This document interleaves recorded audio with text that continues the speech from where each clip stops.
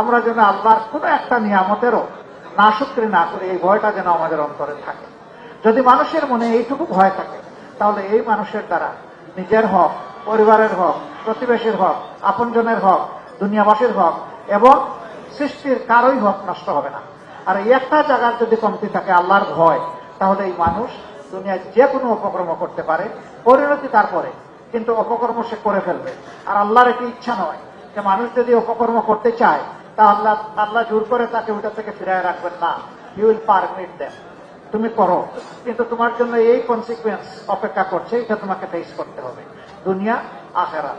আল্লাহ তাআলা সেইভাবেই এই 30 দিনের রোজার সাধনার মাধ্যমে আমাদের কলকে পরিতৃষ্ট, পরিপূর্ণ, পরিপক্ষ এবং আল্লাহ তাআলা পরিতৃপ্ত করুন, যাতে হাসরের দিন আল্লাহ তাআলা আমাদের জন্য স্পেশালি ডেজিগনেটেড একটা গেট ওপেন করে দেন, যে গেটটার নাম হচ্ছে রায়্যান।